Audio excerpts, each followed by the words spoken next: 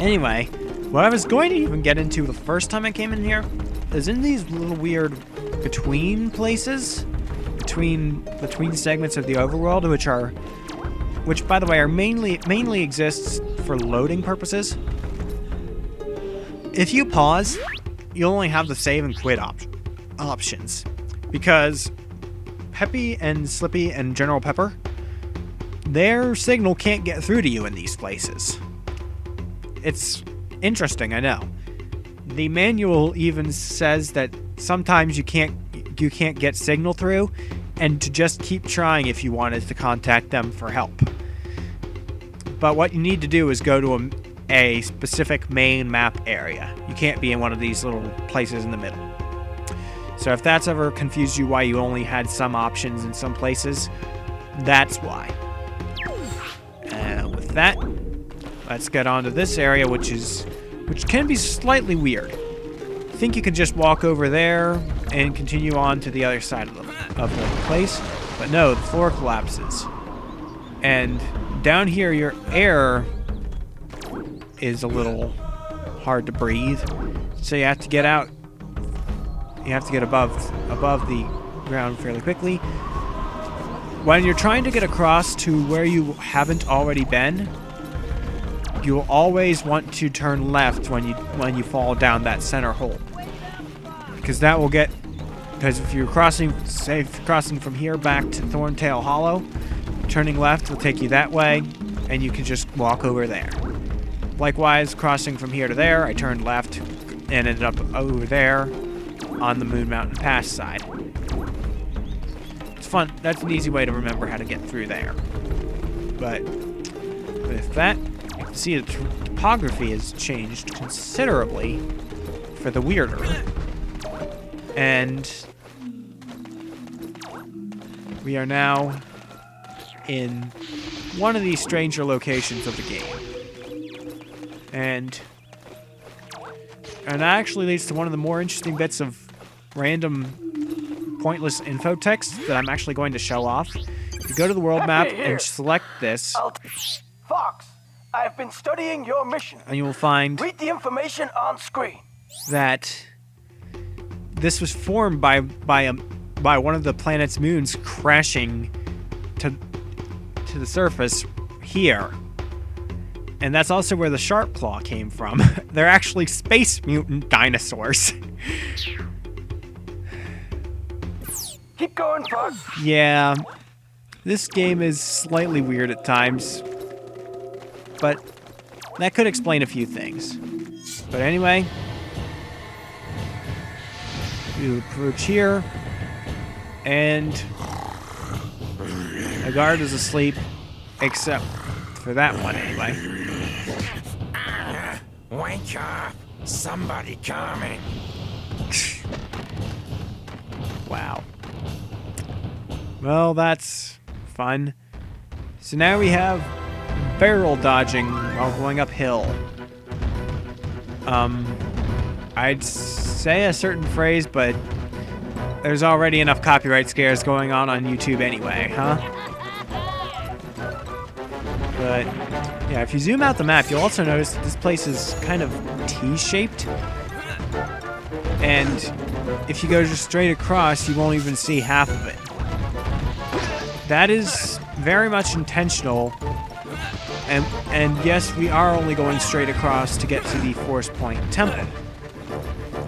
But soon enough, we will be exploring this bottom segment of this T anyway. So, with that in mind, we're past the barrel danger, and here's a gate with a lock. So let's use our key. Open the way through Moon Mountain Pass, through the guardhouse here anyway. And if we try and go straight up from here to the temple, there's a life force door and two enemies to defeat. And remember how many guards there were at the guardhouse? You guessed it. We're basically just gonna kill them to in exchange for them throwing barrels down at us. So let's go up here, grab that fuel cell that I already grabbed, and head into this guardhouse.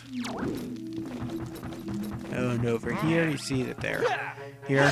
And this is the first instance of this particular type of sharp claw, who are much bulkier than the others and basically have a giant axe. They also take a few more hits than normal. Also, I just completely put away my staff and let him hit me. Not sure why I did that, but with that, we have opened the way onward. And at the cost of a little more pointless violence in this world. But let's not get all philosophical on everybody here. I don't need to bore you viewers any more than I already do. I'm sorry. But let's wait to the Volcano Force Point. And like I said, we'll be exploring down this way later on. Soon enough.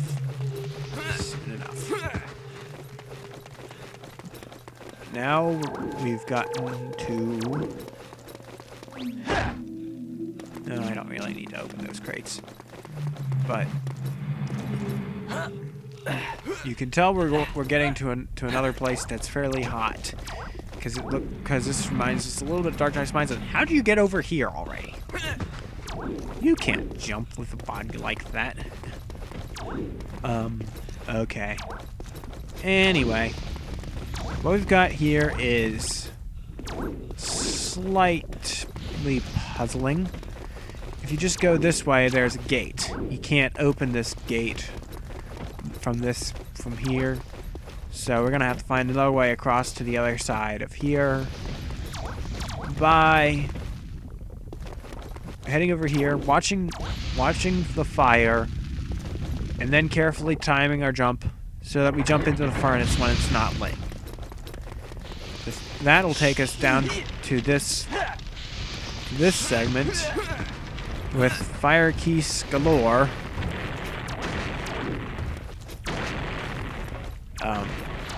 Then there's another path that just leads down from the other side, and you can hear those barrels, and you can probably guess what we need to do next. But first, let's rocket boost our way up here. And notice that there are a few gates with some things behind them. There's a pad here that we can't really do anything with yet. There's a fire there that we don't really know how to put out yet. But over here, there's just a simple switch, so we can open that gate, and step up there, and grab a baffle pad. I think that's already 5 that we have, or something like that. So we already have way more than we really need. With that, it's time to head up this conveyor belt of doom that has its own music again, just like in Dark Eyes Mines, while dodging those barrels. And that brings us up to this gated passageway again.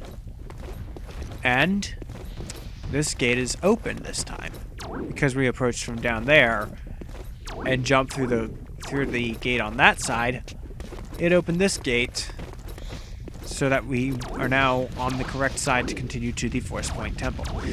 It's a little disorienting, to be perfectly honest, but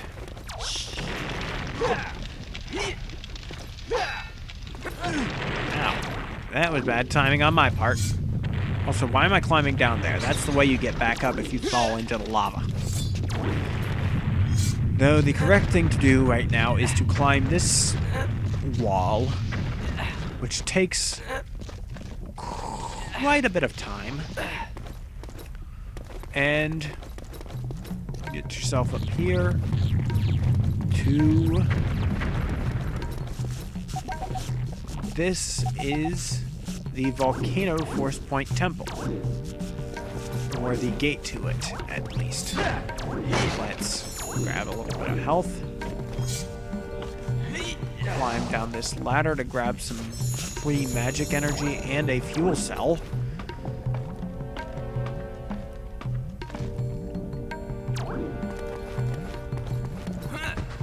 And get to this mysterious pedestal or whatever you want to call this thing that's shaped vaguely like a coffin, with a hole is shaped vaguely like a coffin or an upside down spellstone.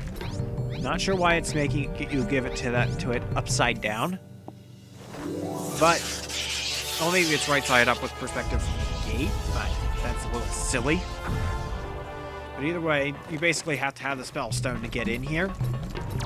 Not sure how those sharp claw got in here, but that's beside the point. Anyway, these ones wield the axe as well as a shield, but lack the bulk of the ones we fought earlier at the guardhouse, I suppose. We have another spellstone lock on this door. But first, only he who lights the orbs of the Krazoa may pass. Now this is a little weird of a puzzle, but you notice these flames are changing colors?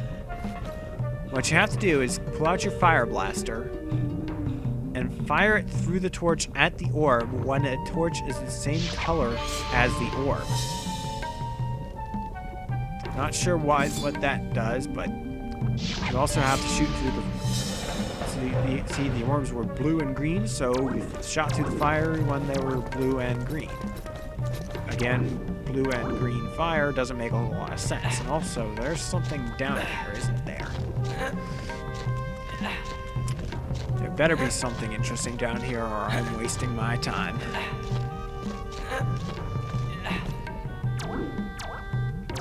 There's a box with some health in it. Ah, that is something that we do not have yet. That is something very interesting indeed that I don't think I ever knew was here. We can't do that now.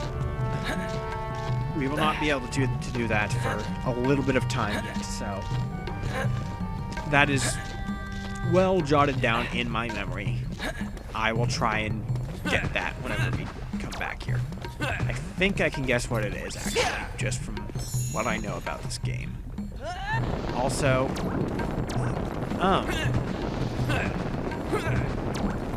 that was not a good thing to do. So now we have to run all the way across here while on fire.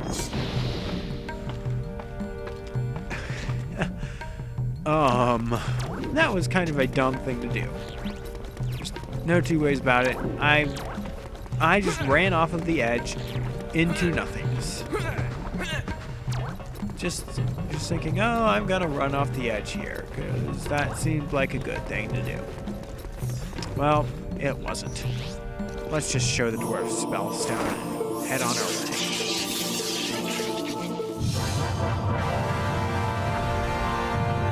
Love how it just floats there and then shrinks itself back to fit into your inventory. I think the game even gave up on attempting to put logic there and just went with what was most convenient to you. Well, there's a life force door, no enemies that we can see yet. So let's just try and head back out. And suddenly, 4 enemies. 4 very viciously sharp. But they're no tougher than your standard enemies, because enemies in this game aren't usually that hard to beat anyway. Even the tougher versions of them. So let's just mash the A button a few times, and there we go. Enemies taken care of. On to the next part of this temple. Wait for me! Which looks kind of big, kind of small, depending on your perspective. And I also already have full scarabs. Lovely. Look at this! But you also have to keep in mind, I guess, we use each Force Point Temple twice, because there's 4 spellstones and only 2 temples. So we'll be coming back here later. And we're only going to be doing half of this place now. Only he who dims the flames of the Krazoa may pass. So that's something to do. Can't light those torches yet, because some reason or another. So let's climb this ladder and see where we can go from here. Oh, there are some Krazoa statue things. And they have flames.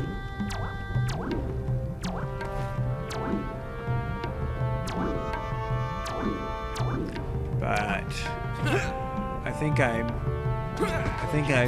missed something here. Can you actually? Yes, you can. You can use flame there. In fact, you were definitely supposed to. Don't know why it wasn't letting me before, but Look at this. Flame! maybe Tricky just wasn't close enough. I don't know. That usually doesn't bar you from doing that other times. Who knows? I'm not the best at playing games ever.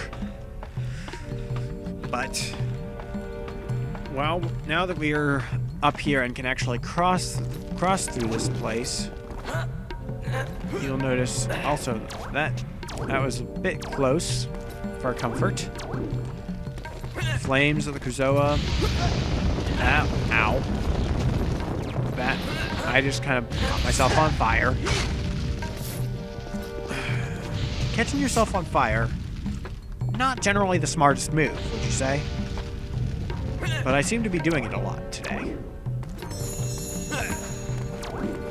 But anyway, if you walk around here, yeah, let's just scare him. I'm really not going to waste my time.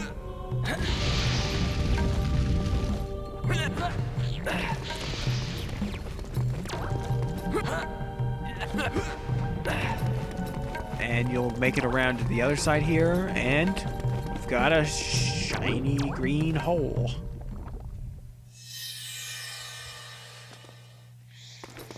Let's go down here, and pool of water, which means that this is another staff upgrade. And based off of some things that you might have seen happening around here, I think you can guess what this might do. You have collected the Ice Blast. Use it to douse flames and freeze bad guys. Access the inventory, press A to use it. Also assign it to Y for instant access. It might be a decent thing to do. I don't know. I think I still usually keep Fire Blaster on Y for pretty much the entire game, aside from a few places where you specifically want to use something else very often. But I think this is one that one place where I do generally change that. I do generally like to use the Ice Blast a lot here. Partly because it's good for doing puzzles like this where you have to put out fires. Putting out fires with ice, I'm not sure how that would work. I'm sure many a Pokemon player is cringing right now. Oh boy.